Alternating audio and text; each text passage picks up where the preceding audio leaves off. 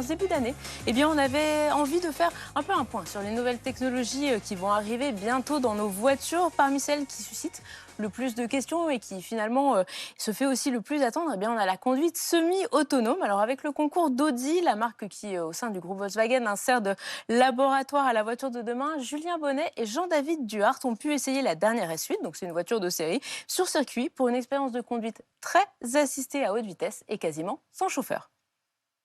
Notre démonstrateur technologique pour cette partie assistant de conduite, ça va être cette Audi S8 qui est en fait la version sport de l'Audi A8 et donc bardée de capteurs, notamment 3 radars à l'avant, des caméras derrière le pare-brise. Ça c'est assez classique, mais on va voir tout de suite sur circuit une expérience assez originale.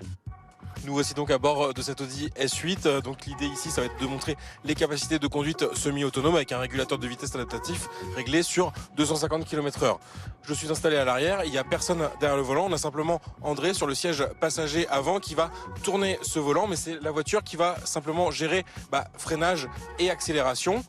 Là, comme on est sur un circuit, donc en l'occurrence le circuit Paul Ricard, il n'y a pas les lignes de la route que la voiture pourrait suivre en temps normal. Là, la largeur de la voie, elle est environ de 12 à 14 mètres, donc c'est 2 à 3 fois la largeur d'une voie normale sur route classique. Donc, comme sur le circuit Paul Ricard, il y a énormément de configurations différentes possibles. L'idée, c'est qu'on va rentrer différents points dans le GPS pour prendre justement le tracé qu'on souhaite. Ensuite, le circuit il est bien cartographié dans le système GPS, donc la voiture va bien savoir à quel moment il y a un virage et à quel moment il faut adapter sa vitesse pour justement prendre ce virage.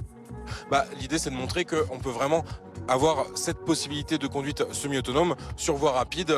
En France, par exemple, à 130 km/h. En Allemagne, on pourrait monter au-delà avec la possibilité potentiellement pour le conducteur de relâcher les mains du volant. Pour l'instant, c'est pas possible légalement. Il y a simplement Mercedes qui a obtenu cette autorisation pour 13 000 km de route en Allemagne, mais dans des conditions très strictes, jusqu'à 60 km/h seulement, dans une situation de trafic dense.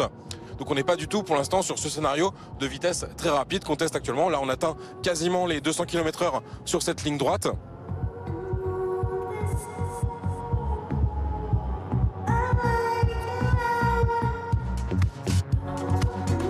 Voilà, et la décélération elle a été effectuée automatiquement par le véhicule et donc on voit bien que cette conduite semi-autonome elle est aujourd'hui parfaitement gérée techniquement et qu'il y a simplement des conditions finalement d'homologation ou de législation pour permettre finalement aux conducteurs de pratiquer d'autres activités quand on sera sur des situations comme ça totalement maîtrisées par les véhicules. Toujours au niveau des assistants de conduite, donc on connaît depuis longtemps les assistants pour se garer automatiquement, mais jusqu'ici, leur utilisation a été plutôt laborieuse. Il fallait un emplacement assez énorme pour que le véhicule accepte de se garer. Il mettait un certain temps à le repérer, donc finalement, on finissait par faire son créneau soi-même. Mais là, aujourd'hui, donc la technologie, elle est vraiment améliorée. Il y a besoin de peu d'écart avec les véhicules de devant et de derrière pour repérer l'emplacement. Là, par exemple, le véhicule a parfaitement repéré qu'il y avait la place nécessaire pour se garer.